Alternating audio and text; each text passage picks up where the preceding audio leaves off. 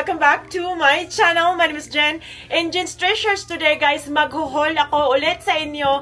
Yes, isa na namang paghuhol at laging maghuhol ako sa inyo habang hindi ko pa nyo papadala ang aking mga balikbayan box. So, itong mga ihuhol ko sa inyo ay ilalagay ko din siya sa aking balikbayan box na ipapadala ko sa aking pamilya sa Pilipinas, specifically sa Northern Samar, kasi doon yung nandun yung aking parents, doon sila nakatira. So itong mga ipapadala ko, guys, ay mga na-request ito ng aking mom, ng aking mother at syempre ng aking tatay, dahil ito ay mainly nagagamitin sa fiesta. So ito, guys, ay mga alak. So, alam nyo naman, guys, pag piyesta, sabi nga nila, hindi daw masaya pag walang inuman. Kasi sa atin, sa kultura natin, pag may, kasali na talaga to sa kultura natin, every piyesta, na pag may piyesta, may laging inuman. So, hindi mawawala. So, ito yung aking mga huhol sa inyo at ito yung aking ipapadala na request ng aking parent. Pero syempre, bago ako mag-umpisa sa aking paghuhol ulit, gusto ko munang i-welcome yung mga bago at mga bagong subscriber ko na nag-subscribe sa akin. Maraming salamat po sa pag-suporta nyo sa akin. At syempre, yung mga dati pa na walang sawang sumusuporta na hindi ako iniiwan, maraming salamat po sa patuloy na pagsuporta nyo sa akin. Nagla-like, nag-share, nagko-comment. At kung saang sulok man kayo ng country na napapanood nyo ako, sana ay na-entertain ko kayo at sana ay happy at safe na safe kayo kung saan sulok man kayo nandyan. So, ayan, guys, mag-umpisa na tayo sa aking paghuhol. So, like I said, itong mga alcohol na aking ipapadala sa Pilipinas ay binili ko kasi, guys, medyo murang bumili sa military base kasi maswerte ako na meron akong access sa pagpasok sa base, which is sa military base. Kaya nakabili ako kasi, guys, pag hindi mo to siya binili sa loob ng base or sa military base, sa liquor store, sa liquor store ng military base, medyo mahal, guys. Alam nyo naman dito sa United States, yung alcohol talaga ay mahal. So ito, naka-discount ako ng konti lang naman kasi meron akong natsambahan na may mga sale. Parang 3 items yung sale nung sales store nung pagpunta ko. So, masaya ako na ako ng sale, nakabili ako ng sale kasi alam niyo naman ako sa channel ko ay puro mga deal sale, ganon, clearance, mga ganyan. So, umpisahan na natin. Nilagay siya, guys, dito sa mga boxes na to. Dito sa box nito. Sa box na ito, which is sa box ng Jim Beam. So, ayan. Tapos, yung isa naman, dito ko ilagay kasi ang bigat. So, nga pala, guys, pag napapansin nyo na pa rin naman ako singhot at medyo disgusting yung ilong ko, alam nyo na yung deal. Lagi kong sinasabi sa inyo na I have really bad allergy na hindi na talaga siya mawawala sa buhay ko. Kasama ko na siya sa aking, like I said, pamumuhay sa araw-araw. So, ito naman yung isa, guys. Oh my God. Gusto ko lang naman ipakita. Teka. Oops. Ayan, guys. Dito siya nilagay sa box ng Crown Royal. Pero, wala naman akong nabiling Crown Royal. At i-explain ko sa inyo, guys, kung bakit. So, umpisahan na natin. Huhugutin ko lang siya sa box, guys, pa isa-isa. So, itong una kong hugutin ay Alcoholica Girl! So, ayan, medyo parang nahiya naman ako sa mga nahiya ako na pinapakita ko. But anyway, gagawin natin to para sa aking parents kasi kasama sa handa yung alak. So, ito yung mga ito yung aking pinaka-share sa fiesta. So, guys, itong tequila na to is Jose Cuervo Tequila Gold. So, ayan, ito yung ginagamit namin sa pagmimix ng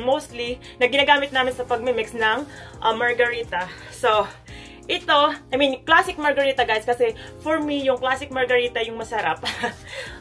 At saka, guys, syempre nag-aabang din ako at nagtitingin din ako kung ano yung magagandang klaseng alak kasi, guys, sa hindi nakakaalam kung saan ako nagtatrabaho, I work in Chili's company, sa Chili's restaurant, Chili's Grill and Restaurant. Doon ako nag-work. Sa back naman ako nag-work. I mean, basta doon sa kitchen area. So, ayan, yung restaurant namin ay may bar. So, sa bartender namin, sa bartender ng Chili's, nagtatanong ako kung alin yung mga bestseller na laging inaano ng mga customer, yung parang medyo bestseller sa bestseller na alak. So, ito ang mga nirecommend sa akin. So, tama-tama, may available sa store. Bumili ako nito, Tequila, Jose Cuervo Tequila Gold. Tapos guys, itong tequila na to, ito na yata yung parang malaki. Tingnan ko kung yung laki nito. I think, Nako guys, mahirap siya. Mahirap siyang hanapin at alam kong magtatagal tayo. So, wag na natin siyang hanapin. Hang on. Tingnan natin. One more time. One more try na pag-look. So, ayan guys. Hindi ko siya makita. But anyway, malaki siya. Ayan. Ayan siya. Ganyan nga siya kalaki guys. Ayan. Ayan yung una. Yung Jose Cuervo na silver. And then, yung pangalawa ay, syempre, kung meron tayong silver, meron tayong gold. So, ganun ulit. Jose Cuervo Tequila Gold naman to. So, ito ulit yung lagi namin ginagamit sa, like I said, margarita. Tapos yung sa bar nga, suggestion ng bartender namin. So, ayan. Ito yung isang bottle ng tequila, guys. Malaki, like I said. Sinadya ko talagang ganito kalalaki kasi para pare-parehas. Meron naman isang maliit lang kasi wala naman siguro, walang gantong kalaki daw na, ewan ko, sabi nung employer ng store, sabi niya, ganyan lang daw yung ganyan lang daw yung size nila. But anyway, ayan, ipapakita ko muna itong, makikita nyo naman yun mamaya pag mag-continue akong mag-haul. So, ito, like I said, parehas yung laki, guys. Ayan, ganyan. Talagang sinadya ko kasi, parang naman matuwa talaga sila. Parang, ito doon na natin kasi, pang piyesta nga, parang naman yun, parang ng blazing, parang pagpasok ng blazing sa akin, maganda rin. Kasi kapiestahan kasi yan ng, ng Senior Saint Anthony of Padua, yung namin, kapiestahan namin. And then, nagwaray na. Yung pangalawa nating alak, guys, is Evan Williams Kentucky Bourbon naman to. Itong isa, yung dalawa is tequila. So, ito. So, meron tayong mga pang-shot, yung tequila. Ito naman yung, meron tayong bourbon. Evan Williams Bourbon. Para siyang tawag doon? Black Label. No, hindi Black Label. Ano ba yun? Jack Daniel. So, parang, siya, Jack Daniel, kasi yung Jack Daniel, medyo pricey talaga yan. So, mostly, yung ginagamit ng iba, medyo makamura-mura, ito na lang. So, parehas lang naman, I don't see the difference. Kaya, ito na lang binili ko medyo, hindi naman talaga mura. Mas mura siya kaysa doon sa Jack Daniel. So, ito, guys, meron tayo, actually, dalawa yung binili ko nito. Teka, hanapin ko yung isa. Saan ba yung isa? Gosh. Ito. So, ayan. Dalawa yung binili kong dalawa yung binili kong Jack Daniel. Dalawa yung binili kong Evan Williams, guys. Ayan ang laki ng, niya. Ang laki ng bottles niya, guys. Kasi like I said, sinadya ko talaga na ganito kalalaki, yung pare-parehas yung laki. So, dalawa yung binili ko, guys. Ayan. So, meron tayong bourbon. Ooh.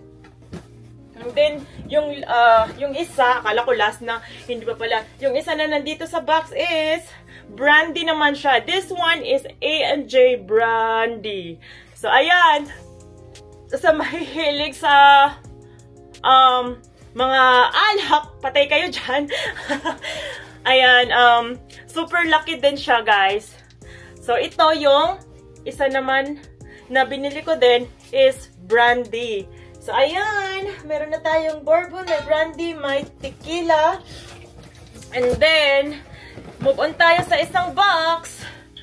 So, I have Captain Morgan. So, ayan, Captain Morgan naman yung next. And this one is, rum naman siya, guys. Ayan, yung mga nag-aano sa Pilipinas, tanduay. Ganito yun, rum din kasi yung tanduay ba? I'm not sure kung rum yung tanduay. Pero, like I said, nakabili ako ng Captain Morgan. At, ito namang Captain Morgan na to ay rum siya, guys. So, malaki din siya. Ayan. Ito yung mga pinakamalaki, ito yung pinakamalalaking size sa store. So, ito na lang yung binili ko. So, ayan. May Captain Morgan na tayo. And next na aking ipapakita sa inyo ay, tantararan, I have Gold Bacardi. So, ayan. Mga kung gusto nyo mag-mix ng inumin, Bacardi ang aking panlaban dyan. So, ayan. Meron tayong Bacardi Gold. So, ayan. So, ayan. Malaki din siya, guys. So, next one is meron ulit tayong Bacardi Gold. Meron tayong Bacardi Silver. So, ayan yung kaibahan nyo, guys. So, ayan. Bacardi Silver and Bacardi Gold. So, ganyan ang itsura. Guys, ang lalaki ha. Sa totoo lang, natutuwa talaga kung ganito kalalaki siya. Kaya, ito na talaga yung inano ko, ang binili ko para pang malakasan na. Kasi piyesta naman yun. And then, we are down to the last two. So, ang next na ipapakita ko ay Seagram Gin naman to, guys. Ang laki. So, ayan. Meron tayong Seagram.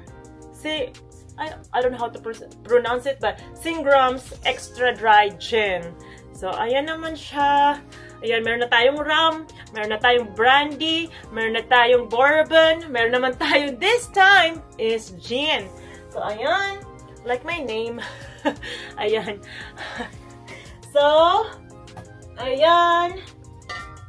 Meron naman tayo nyan. And then, the last one in the box is tantararan, pang shot. I have Fireball. So, yung Fireball, guys, this one is whiskey. Parang wala akong whiskey. Tingnan ko nga. Parang ito lang yung whiskey ko. Oo nga, meron akong ano lang. Bourbon, gin,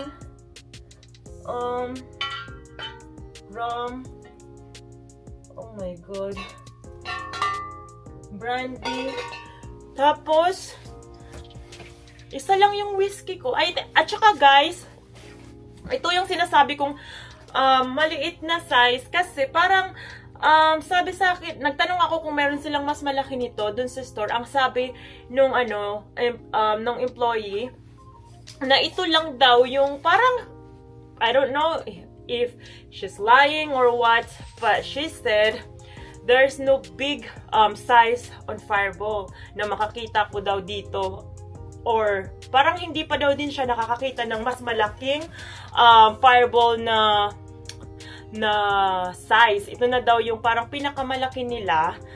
At meron daw yung maliliit na parang shot lang, yung parang bottle, yung parang isang shot lang.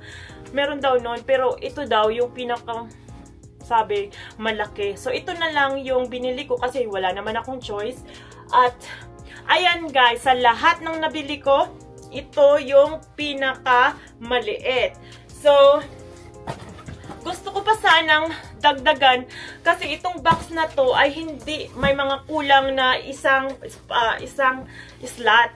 Gusto ko ma-filled up talaga siya. Kaya lang bibili pa sana ako ng Crown Royal at isa pang fireball sana, kasi maliit lang yung fireball. Kaya lang guys, ang problema, nung kumuha ko ng box, ang nakuha ko lang box is 5 lang. Ang sabi sa akin ay, yun lang daw kasi yung available na boxes na sa kanila, wala na daw. Hindi pa daw niya alam kung kailan ulit sila bibigyan ng box. Yung talagang, siguro yung nagbibigay sa kanila ng box. So, hindi pa daw sila dinideliveran. Kaya sabi ko, wag na lang kasi madami akong mga ilalagay sa box, baka hindi na magkasya. Parang sabi ko na, actually, na super sad nga ako kasi sa totoo lang, gusto ko talaga siyang dagdagan pa sana. Kaya lang yun nga guys, wala naman ako magagawa kasi yun lang yung available na box. Eh, hindi na ako pwedeng mag-antay kasi this month,